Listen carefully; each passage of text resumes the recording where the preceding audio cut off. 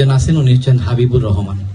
তো আমরা যে প্রশ্ন উত্তরের মধ্যে ছিলাম সেখানে কোন ভাইজানি প্রশ্ন করতেছিলেন, উনি আবার প্রশ্ন করেন, বাজান আমাদের উত্তর দেখ, তারপরে আমরা পরবর্তী পর্বে যাব। ধন্যবাদ। কে প্রশ্ন করছিলেন?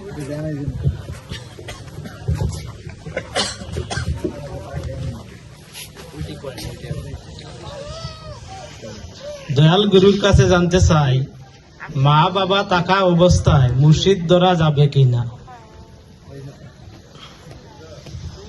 সুন্দর বলেছ, বসো।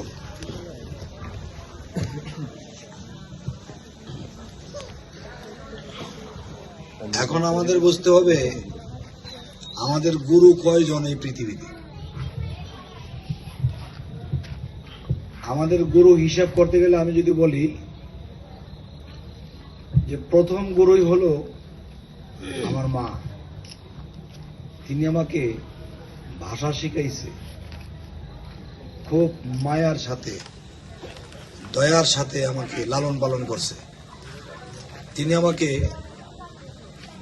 যেই ভাষায় কথা বলতেন সেই ভাষাগুলো আমি শিখছি। তাহলে প্রথম গুরু হলো আমার মা। দ্বিতীয় গুরু আমার পিতাকেও ধরা যায়। এরপরে যে গুরু, আমি যখন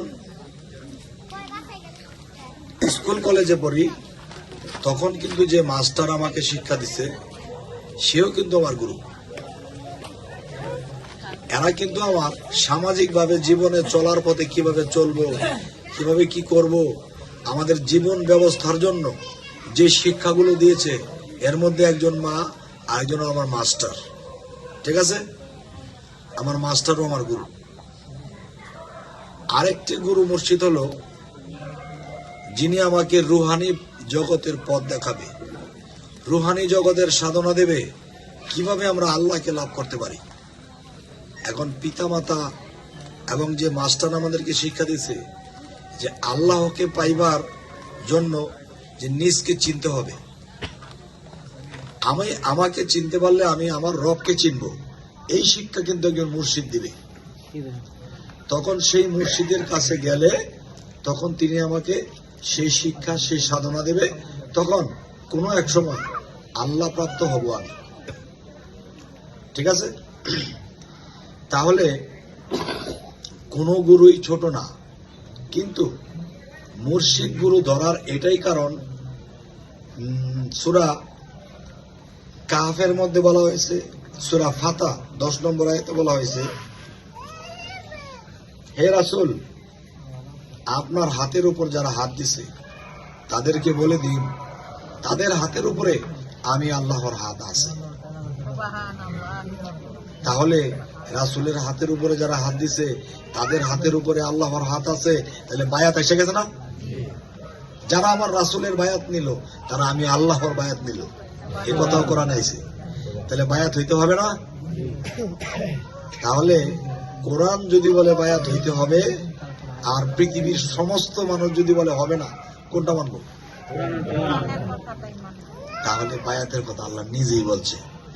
এখন পিতামাতা থাকতে আমাদের বায়াত হইতে হবে কিনা এটা তো জিজ্ঞাসা করছো। আমার পিতামাতারও হইতে হবে, আমারও হইতে হবে। ঠিক আছে, কিন্তু পিতামাতা আমার আরেক দিকে গুরু, যে আমাকে ভাষা দিয়া শিক্ষা দিয়ে এ পর্যন্ত আনছে। আমার এই দেহ গঠন হইতে আমাকে অনেক লালন পালন করে আমার খাওয়াই দিয়ে বড় করছে, তারাও আমার একটা গুরু। কিন্তু এরা যদি আমার এই হৃষ্টপুষ্ট না করতো তাহলে সেই মুর্শিদ গুরু আমি পাইতাম না।